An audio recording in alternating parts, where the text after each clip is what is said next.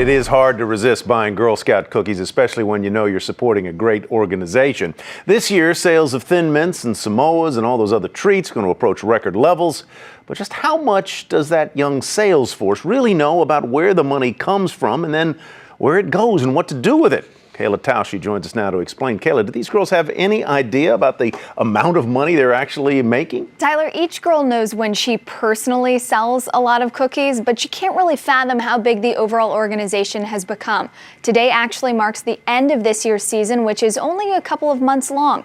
Thousands of troops of young girls will sell in total more than 200 million boxes of cookies.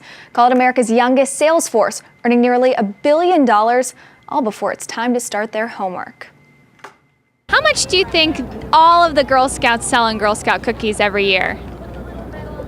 3 million, 9 million, 8,000. I think a lot. So 10 million or so. Okay, so they're not good with numbers yet.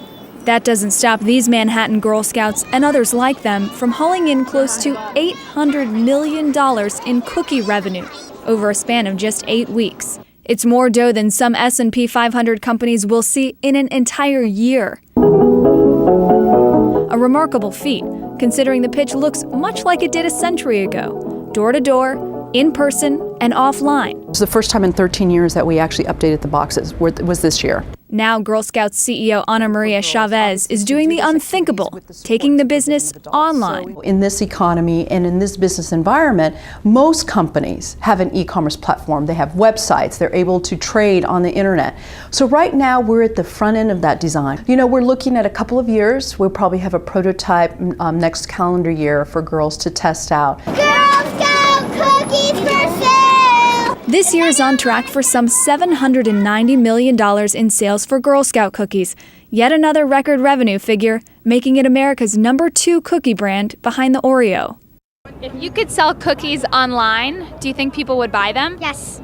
Now the sales force, 3.2 million girls strong, is getting an upgrade too.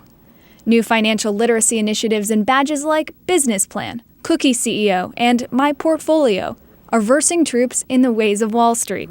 Chavez hopes that means a starting point for the next generation of female financial leaders, Thin Mints, and beyond. Girl Scout cookies already have a cult following, which web sales could grow exponentially past that $1 billion mark. Even as a recent study found, a majority of Girl Scouts themselves reported not feeling very confident making financial decisions. Now the program is trying to teach them those lessons too. Well, it's obvious that the Girl Scouts have really become very modern, but how are they going to teach these girls these financial lessons? They're doing it in very hands-on ways. When I was speaking with Ana Maria, she said that there had recently been an event where they took the Girl Scouts to meet with a mortgage banker to talk about what a house actually costs and how long it takes you to save up for something like that. A lot of cookies, Kayla. They have a badge where you learn how to build good credit, and you know they're telling parents that you should bring your daughter and you should help her, help you make transactions so she sees what things are costing you and how you pay your bills. You mentioned in the piece how Girl Scout cookie sales compare with Oreos. How about with other brands? And if they weren't just selling for 4 months a year, they'd be even bigger, obviously. That's right. And Mondelez, which is the old Kraft Foods, has pretty much a stranglehold on the cookie market. Oreo, the #1 grossing cookie, over $1 billion in the U.S. If you include international sales, that goes over $2 billion. Chips Ahoy, a little bit over $500 million. But Girl Scouts at nearly $800 million.